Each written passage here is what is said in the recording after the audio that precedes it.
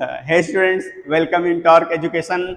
और मैं आज आपको एक्सप्लेन करूंगा मैकेनिज्म ऑफ डीएनए रेप्लिकेशन। मैं एक्सप्लेन करूंगा मैकेनिज्म ऑफ डीएनए रेप्लिकेशन। जरूरत क्या पड़ी, जब एक सेल से दो सेल बनती है तो दूसरी वाली सेल में हमको न्यूक्लियस भेजना पड़ता है, न्यूक्लियस के अंदर डीएनए भेजना पड़ता है। तो हम क्या करते हैं, पुरानी वाली सेल के डीएनए को डबल कर लेते हैं और नई वाली सेल में भेज देते हैं। पुरानी वाली सेल में जो डीएनए होता है उसको डबल कर लेते हैं और नई वाली सेल में उसका डीएनए का पार्ट भेज देते हैं। इसको अब ये डबल करने की प्रोसेस को बोलते हैं डीएनए रेप्लिकेशन। डीएनए रेप्लिकेशन जो था उसको डिस्कवर किया था एक साइंटिस्ट थे वाटसन एंड क्रिक। इन्होंने बताया था कि डीएनए रेप्लिकेशन की मैकेनिज्म क्या होती है, कैसे डीएनए रेप्लिकेट करता है।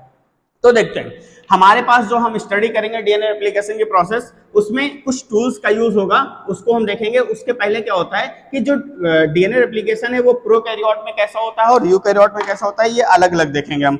हमारे पास क्या होता है, प्रोकैरियोटिक जो सेल होती है उसका डीएनए जो होता है वो सर्कुलर है। प्रोकैरियोटिक सेल का जो डीएनए है वो सर्कुलर है और यूकैरियोटिक सेल का जो डीएनए है वो कैसा है, लीनियर है। अब देखो, सर्कुलर है और लीनियर है। जैसा कि हमें कोई काम स्टार्ट करना है तो हमको एक साइट लोकेट करनी पड़ती है कि हमको वो काम शुरू कहां से करना है। वो काम शुरू कहां से करना है, डीएनए में रेप्लिकेशन कहां से शुरू करना है, डीएनए में रेप्लिकेशन को शुरुआत कहां से करवानी है। तो कोई एक साइट होनी चाहिए जहां से डीएनए रेप्लिकेशन शुरू हो सके। उस साइट को अपन बोलते हैं ओरी साइट। उस साइट को बोलते हैं अपन ओरी साइट, ORI, ओरी साइट। ओरी साइट का मतलब होता है ओरिजिन ऑफ रेप्लिकेशन। ओरी का मतलब होता है ओरिजिन ऑफ रेप्लिकेशन।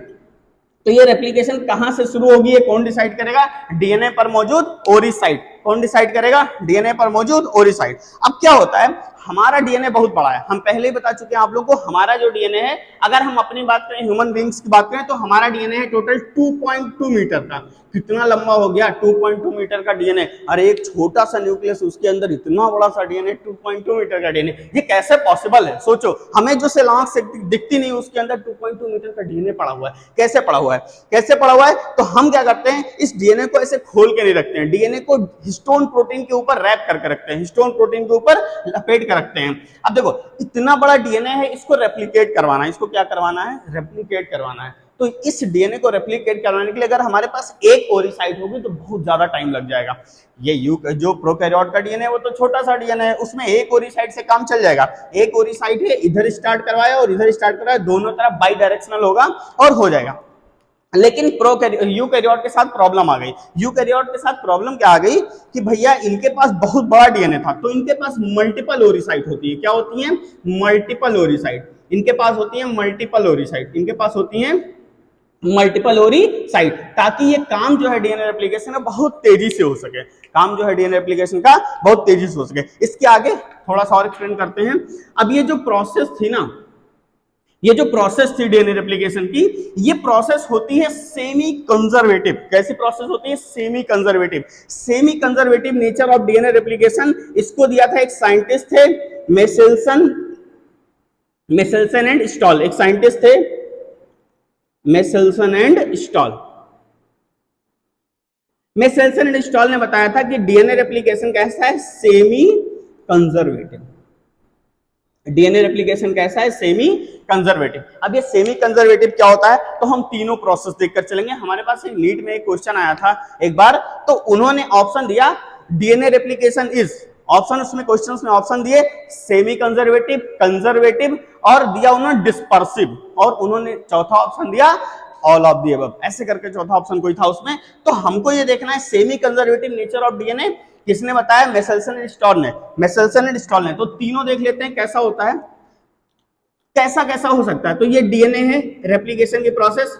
पहला तो हो सकता है कंजर्वेटिव, पहला हो सकता है कंजर्वेटिव, दूसरा हो सकता है सेमी कंजर्वेटिव, और तीसरा होता है डिस्पर्सिव। कंजर्वेटिव, सेमी कंजर्वेटिव और डिस्पर्सिव। देख लेते हैं, ये एक डीएनए था जो हमारा ओल्ड वाला डीएनए था, ये पुराना वाला डीएनए था। इससे जो नया डीएनए बना, इसमें क्या हो, एक जो हो पुरानी वाली डीएनए हो और एक जो बने उसके दोनों स्ट्रैंड क्या हो, नए हो। एक जो नया डीएनए बने रेप्लिकेशन के बाद उसके दोनों स्ट्रैंड क्या हो, नए हो, इसको बोलेंगे अपन कंजर्वेटिव। मतलब क्या किया गया, ओल्ड वाले डीएनए को कंजर्व कर लिया गया, ओल्ड वाले डीएनए को नए वाले डीएनए से मिक्स नहीं किया गया। दूसरा आता है एक सेमी कंजर्वेटिव प्रोसेस, उसके पहले देख लेंगे अपन डिस्पर्सिव। तो हमारे पास एक रेड कलर वाला डीएनए था जो कि ओल्ड डीएनए था, और जो नया वाला डीएनए बना वो कुछ ऐसा बना, नया वाला डीएनए कुछ बना ऐसा बना, ये नया वाला डीएनए कुछ ऐसा बना कैसा, देखो ये इसमें थोड़ा सा पार्ट पुराना और थोड़ा सा पार्ट नया, ऐसा कुछ ऐसा कि डीएनए में ये थोड़ा सा पार्ट पुराना और थोड़ा सा पार्ट नया। देख रहे हो, ये पुराना वाला और ये नया वाला, ये पुराना वाला, ये पुराना वाला और ये नया वाला। अब देखो इसमें क्या हुआ, मिक्स है, इसमें मिक्स है, पुराना नया, नया पुराना, नया पुराना, इसमें मिक्स है, इसको बोलते हैं डिस्पर्सिव। ये भी नहीं होता और ये भी नहीं होता, ये दोनों नहीं होते, होता क्या है सेमी कंजर्वेटिव। इसमें क्या होगा, ये हमारे पास जो रेड वाला डीएनए था वो एक एक स्ट्रैंड ओपन हो जाएगा, रेड वाला डीएनए एक एक स्ट्रैंड ओपन हो जाएगा, और जो नया वाला डीएनए बनेगा, और जो नया वाला डीएनए बनेगा वो एक एक स्ट्रैंड नया बनेगा। मतलब एक स्ट्रैंड होती है डीएनए की ओल्ड और एक स्ट्रैंड होती है डीएनए की न्यू। ये रेड वाली है ये ओल्ड है, और जो ब्लू वाली है ये न्यू है। ये प्रोसेस होती है हमारे डीएनए रेप्लिकेशन से। फायदा क्या हुआ इसका, देखो फायदा ये हो गया ना कि एक हमारा ओल्ड स्ट्रैंड है डीएनए का और एक न्यू स्ट्रैंड डीएनए का, ओल्ड स्ट्रैंड डीएनए का और न्यू स्ट्रैंड डीएनए का। इससे होगा कि जो ओल्ड वाला होगा ना 100% कॉपी बनेगा, एक पॉइंट में भी अंतर हमको नहीं चाहिए। अगर डीएनए रेप्लिकेशन की प्रोसेस में एक पॉइंट पर भी अंतर हो गया तो वो पॉइंट म्यूटेशन कहलाता है, और म्यूटेशन अलाउड नहीं है डीएनए के केस में। मैं पहले भी बता चुका हूं कि म्यूटेशन अलाउड नहीं है डीएनए केस में। तो हमारे पास क्वेश्चन पूछा गया semi conservative nature of DNA किसने प्रूव किया, हम बताएंगे मेसेल्सन एंड स्टॉल ने। उसके अलावा दो पैटर्न और हो सकते हैं जो अपने मन से सोच सकते हैं हम कि एक पुराना वाला डीएनए हो एक नया वाला डीएनए बन जाए, ये गलत बात है। थोड़ा सा नया थोड़ा सा पुराना, थोड़ा सा नया थोड़ा सा पुराना, डिस्पर्सिव मेथड, ये भी गलत बात है। हमारे पास क्या मिलता है, semi conservative method. Semi conservative method में क्या होगा, एक स्टैंड ओल्ड लगा एक स्टैंड न्यू, एक स्टैंड ओल्ड एक स्टैंड न्यू। इससे फायदा ये होना है कि जैसा पुराना होगा नया 100% वैसा होगा। ठीक है, अब इसके आगे बात करते हैं फिर कुछ और। देखो हमारे पास जो डीएनए रेप्लिकेशन है उसमें बहुत सारे टूल्स का यूज करेंगे हम लोग, बहुत सारे एंजाइम्स का यूज करेंगे, ढेर सारे एंजाइम्स। एनसीईआरटी में इतने एंजाइम्स का तो इतने सारे एंजाइम के बारे में नहीं बताया गया है, लेकिन मैं जितने एंजाइम्स के बारे में बताऊंगा सारे के सारे ऊपर स्टेप्स में दिखाता रहूंगा। तो मैं पहले एक्सप्लेन करूंगा एंजाइम्स ऑफ डीएनए रेप्लिकेशन, कौन कौन से एंजाइम का यूज होगा। पहले लिख देता हूं, उसके बाद उसको सारा का सारा यहां बोर्ड पर स्टेप बाय स्टेप समझा दूंगा। ठीक है, तो पहला एंजाइम है हमारा, हम सबसे पहले स्टडी करते हैं डीएनए रेप्लिकेशन की, वो करते हैं प्रोकैरियोट में। प्रोकैरियोट्स में स्टडी करते हैं, तो नीचे मैं जो एंजाइम लिखूंगा वो प्रोकैरियोट्स के होंगे। देखो पहला एंजाइम होता है हेलिकेज, दूसरा एंजाइम एसएसबी, इसको अपन बोलते हैं single strand binding protein. SSB मतलब सिंगल स्ट्रैंड बाइंडिंग प्रोटीन। तीसरा हमारे पास होता है टोपोआइसोमेरेज, टोपोआइसोमेरेज, या इसी को बोलते हैं डीएनए गायरेज। गायरेज वही एंगल ऑफ गायरेशन फिजिक्स वाला, ठीक है, कुछ ऐसे राउंड होगा घूमेगा उसी से यूज करेंगे, एंगल ऑफ गायरेशन, उसी से आया गायरेज। ठीक है, चौथा एंजाइम हमारे पास होगा आरएनए पॉलीमरेज, आरएनए पॉलीमरेज, और पांचवा एंजाइम होगा हमारे पास डीएनए पॉलीमरेज, डीएनए पॉलीमरेज। छठवां एंजाइम हमारे पास होगा डीएनए लाइगेज, डीएनए लाइगेज। हमारे पास कितने एंजाइम हो गए टोटल, 6 एंजाइम। 6 एंजाइम का यूज करके हम लोग डीएनए रेप्लिकेशन की पूरी प्रोसेस को समझेंगे। पहला एंजाइम कौन सा है, हेलिकेज। ठीक है, दूसरा एंजाइम एसएसबी मतलब single strand binding protein, SSB का मतलब सिंगल स्ट्रैंड बाइंडिंग प्रोटीन। तीसरा है टोपोआइसोमेरेज, इसी को अपन बोलते हैं डीएनए गायरेज। किसके केस में, प्रोकैरियोट के केस में। किसमें, प्रोकैरियोट में बोलते हैं इसको डीएनए गायरेज। चौथा एंजाइम हमारा रहेगा आरएनए पॉलीमरेज। जरूरत पड़ेगी, आरएनए पॉलीमरेज की जरूरत पड़ती है डीएनए रेप्लिकेशन के प्रोसेस में, मैं उसको प्रूव करके दिखाऊंगा, उसको बताऊंगा। पांचवा एंजाइम होता है डीएनए पॉलीमरेज, जो 3 टाइप का होता है। डीएनए पॉलीमरेज हमारा 3 टाइप का होता है। डीएनए पॉलीमरेज 1 तो लिखेंगे DNAP1, डीएनए पॉलीमरेज 2 DNAP2, और तीसरा होता है डीएनए पॉलीमरेज 3 DNAP3। ये तीनों एक्सप्लेन करेंगे हम, बहुत बार क्वेश्चन पूछेगा नीट में। सबसे ज्यादा इंपॉर्टेंट टॉपिक अगर कुछ होता है तो ये वाला। पिछले साल भी क्वेश्चन पूछा गया था, कई बार क्वेश्चन पूछते हैं इस पॉइंट से, तो मैं इसको अभी एक्सप्लेन करूंगा। अगर हम छठवां वाला हमारा एंजाइम कौन सा है, डीएनए लाइगेज। डीएनए लाइगेज सबके काम मैं बता देता हूँ, स्टेप बाय स्टेप वहां पर सबके काम बता देता हूँ। तो पहला एंजाइम रहेगा हमारा हेलिकेज। हेलिकेज क्या करता है, देखो होता क्या है कि ये डीएनए के जो दोनों स्ट्रैंड होते हैं वो आपस में हेलिकली क्वाइल्ड होते हैं, ऐसे क्वाइल्ड हैं। अब हमारे पास क्या है, दोनों स्ट्रैंड पर हमको नया डीएनए बनाना है, तो हमको इस क्वाइलिंग को खत्म करना होगा और इन डीएनए के स्ट्रैंड को ऐसे खोलना होगा। इस क्वाइलिंग को खत्म करना होगा और इस डीएनए के स्ट्रैंड को ऐसे खोलना होगा। अब डीएनए के स्ट्रैंड को खोलने के लिए क्या करें, तो आपको पता होगा ये है डीएनए, ये है डीएनए। इसके बीच में यहाँ पर जो स्टेप्स होती है डीएनए की, वो होती है किसकी, नाइट्रोजन बेस की। और नाइट्रोजन बेसेस जुड़े होते हैं हाइड्रोजन बॉन्ड से। एडेनिन और थाइमिन के बीच में 2 हाइड्रोजन बॉन्ड और ग्वानिन साइटोसिन के बीच में 3 हाइड्रोजन बॉन्ड, पहले पढ़ चुके हैं हम लोग। तो एडेनिन थाइमिन के बीच में 2 हाइड्रोजन बॉन्ड, ग्वानिन साइटोसिन के बीच में 3 हाइड्रोजन बॉन्ड। हमको क्या करना है, इसको इस स्ट्रक्चर में लाना है। तो बीच के जो हाइड्रोजन बॉन्ड बने हैं ना, इनको तोड़ दो, इनको क्या कर दो, तोड़ दो। अगर तोड़ दोगे तो ये स्ट्रक्चर ऐसी हो जाएगी, ऐसा ओपन हो जाएगा डीएनए। अब ओपन हो जाएगा तो हम इसके ऊपर नया डीएनए बना सकते हैं, इजीली बना सकते हैं। तो पहला काम हमको इस डीएनए को खोलना है। खोलने के लिए हमारे पास कौन सा एंजाइम आएगा, पहला एंजाइम हेलिकेज। हेलिकेज का काम क्या होता है, ये करता है it breaks H bond, it breaks H bond between 2 strands of DNA. ये क्या करता है, दोनों डीएनए के स्ट्रैंड के बीच में जो हाइड्रोजन बॉन्ड है उसको तोड़ देगा, और तोड़ेगा तो हमको कुछ ऐसी स्ट्रक्चर मिल जाएगी। कैसी स्ट्रक्चर, ऐसी स्ट्रक्चर मिल जाएगी, ठीक है। हेलिकेज का काम हाइड्रोजन बॉन्ड को ब्रेक कर देगा, दोनों के बीच में जो है इन हाइड्रोजन को बॉन्ड को ब्रेक करने के बाद हमको रिजल्ट क्या मिलेगा, कुछ ऐसा डीएनए मिल जाएगा जो कि हो जाएगा open.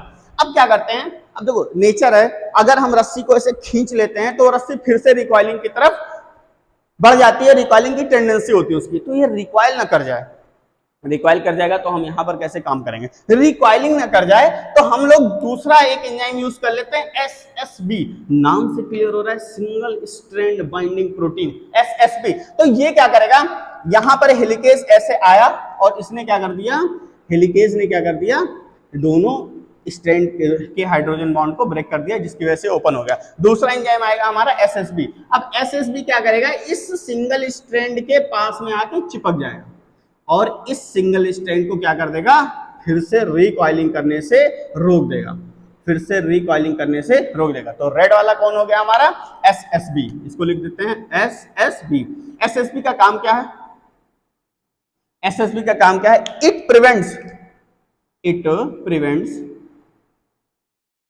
Recoiling of DNA, recoiling of DNA, ताकि ये फिर से कॉइलिंग ना कर जाए और हमको एक खुली स्ट्रैंड मिल जाए, ताकि हम नया डीएनए उसके ऊपर बना सकें, ठीक है। 2 हो गए।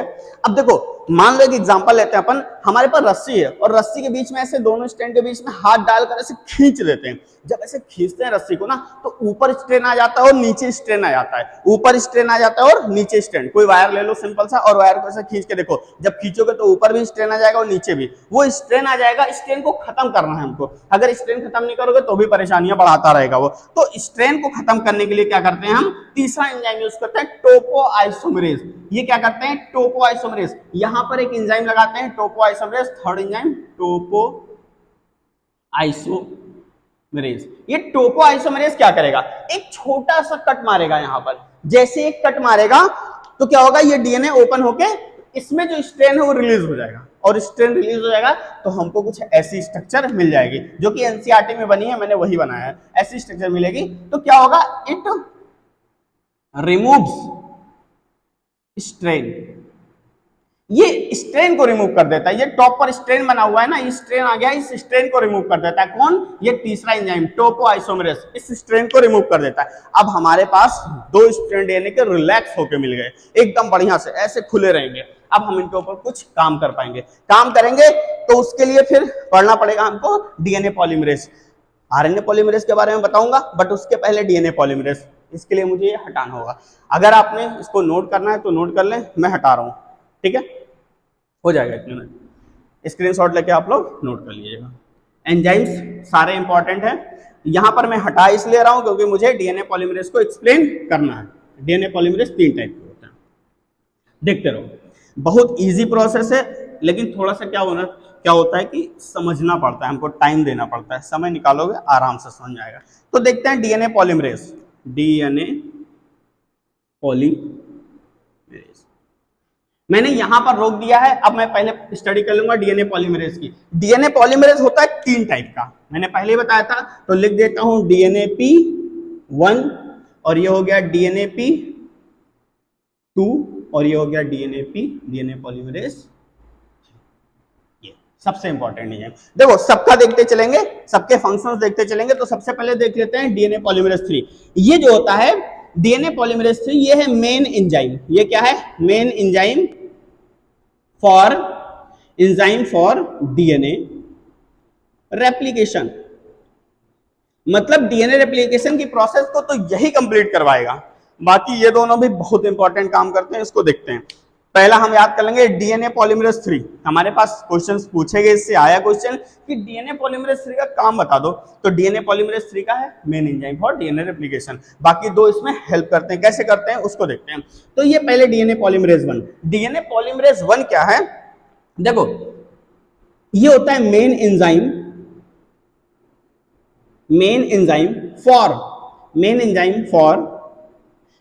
For repair. भाई साहब मैं बताऊं आपको, अगर ह्यूमंस की बात करें तो 6.6 इंटू 10⁹ बेस पेयर, इतने ज्यादा 10⁹ बेस पेयर, इतने ज्यादा बेस पेयर को क्या करना है? हमको कॉपी करना है। और एक भी अगर इसमें मिस्टेक हो गया तो डीएनए रेप्लिकेशन बेकार हो जाएगा, डीएनए में म्यूटेशन हो जाएगा। एक भी स्टेप में कहीं गड़बड़ी नहीं आनी चाहिए। तो इतने ज्यादा न्यूक्लियोटाइड को क्या करना है? कॉपी करने के लिए डीएनए पॉलीमरेज क्या करेगा? ये चेक करेगा कि कहीं गलती तो नहीं आ रही बीच में, सारी प्रोसेस सही से चल रही है कि नहीं चल रही है। तो डीएनए पॉलीमरेज क्या करेगा? लिखा मैंने मेन एंजाइम फॉर रिपेयर। और दूसरा यही एंजाइम करता है, एक स्टेप होते है प्रूफ रीडिंग। तो इसी में लिख देते हैं enzyme for proof reading. Proof reading का मतलब क्या होता है? हमने डीएनए बना लिया, ये एक डीएनए से दूसरा डीएनए बना लिया। अब ये डीएनए 100% कॉपी है कि नहीं? 100% कॉपी है कि नहीं? 99.999 भी नहीं चलेगा, 100% कॉपी चाहिए। अगर 100% कॉपी नहीं है तो अगर पॉसिबिलिटीज हैं तो उसको रिपेयर कर दो, या उसको चेक करो, अगर पॉसिबिलिटीज हैं तो उसको रिपेयर कर दो। रिपेयर करने के लिए भी डीएनए पॉलीमरेज 1, और प्रूफ रीडिंग मतलब चेक करने के लिए, प्रूफ रीडिंग को बोलते हैं एरर करेक्शन। क्या? Error correction. अगर कहीं एरर हो गया है, इतने ज्यादा न्यूक्लियोटाइड को कॉपी करने में कहीं एरर हो गया है तो उसको करेक्ट कर लो, ठीक है? तो प्रूफ रीडिंग बोलते हैं इसको। ये प्रूफ रीडिंग में हेल्प करेगा, बहुत बार पूछा गया है। और ये सेकंड वाला जो है डीएनए पॉलीमरेज 2 है, ये डीएनए पॉलीमरेज 2 क्या करता है? ये लीस्ट रिएक्टिव एंजाइम है, लीस्ट रिएक्टिव। जहां पर इससे काम नहीं हो पाता है, थोड़ा सा और असिस्टेंस की जरूरत पड़ती है, तो ये डीएनए पॉलीमरेज 2 आके खड़ा हो जाता है, कहता है ठीक है सर मैं आपकी हेल्प कर दे रहा हूं, डीएनए पॉलीमरेज की मैं